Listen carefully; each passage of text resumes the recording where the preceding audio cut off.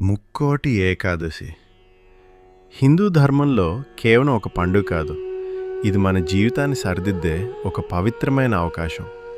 ప్రతిరోజు మనం బయట ప్రపంచంలో బిజీగా ఉంటాం, కానీ ఒక రోజైనా మన లోపలికి చూసుకోవాలంటే ఆ రోజు పేరు ముక్కోటి ఏకాదశి.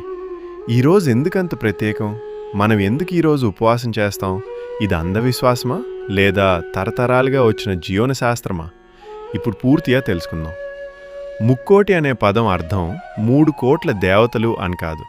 సంస్కృతంలో కోటి అంటే రకాలు అనే అర్థం కూడా ఉంది. అంటే అన్ని దేవతా తత్వాలు ఈ రోజున ఒకే తత్వంగా లీనమవుతాయి. ఆ తత్వమే విష్ణుతత్వం. జీవితాన్ని నిలబెట్టే శక్తి, శాంతిని ప్రసాదించే శక్తి, ధర్మాన్ని రక్షించే శక్తి. పురాణాల ప్రకారం ఈ రోజున విష్ణుమూర్తి వైకుంఠ ద్వారాలను తెరుస్తాడని విశ్వాసం. కానీ ఆ వైకుంఠ ద్వారం ఏదో ఆకాశంలో ఉన్న గేట్ కాదు, అది మన లోపలే ఉన్న ద్వారం.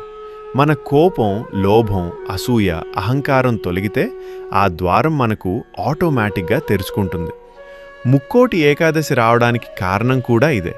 దేవతలు మరియు అసురుల మధ్య జరిగే యుద్ధం బయట జరిగే యుద్ధం కాదు, అది మన మనసులో జరిగే యుద్ధం.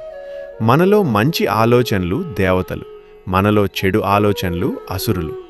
ఏ రోజు మన మంచి ఆలోచనలకు మనం శక్తినిస్తామో ఆ రోజే దేవతలు గెలిచిన రోజు. ఆ గెలుపును గుర్తు చేసే రోజే ముక్కోటి ఏకాదశి. అయితే ఈ రోజున మనం ఏం చేయాలి? మొదటిగా ఉపవాసం. ఉపవాసం అంటే ఆకలితో ఉండడం కాదు, అవసరం లేని వాటికి విరామం ఇవ్వడం. శరీరానికి విరామం, మనసుకు విరామం, ఇంద్రియాలకు నియంత్రణ. రోజు పనిచేసే జీర్ణ వ్యవస్థకి ఒకరోజు రెస్ట్ ఇస్తే అది మరింత శక్తివంతంగా పనిచేస్తుంది. ఇది మన ఋషులు వేల సంవత్సరాల ముందే చెప్పారు. ఈ రోజుల్లో శాస్త్రం దీన్ని ఇంటర్మిటెంట్ ఫాస్టింగ్ అనిపిస్తుంది. అర్థం ఒకటే, హిందూ ధర్మం అనేది అంధవిశ్వాసం కాదు, అది జీవన శాస్త్రం. రెండవది నామస్మరణ. మన రోజంతా ఏం ఆలోచిస్తామో అదే మన వ్యక్తిత్వంగా మారుతుంది. ఒక్క రోజైనా శాంతమైన నామాన్ని గుర్తు చేసుకుంటే మన మనసు ప్రశాంతంగా మారుతుంది.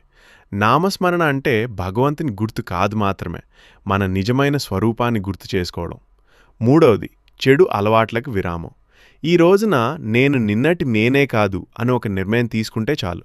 ఒక రోజు మార్పు జీవిత మార్పుకు ఆరంభం అవుతుంది. అదే నిజమైన పూజ, అదే నిజమైన భక్తి.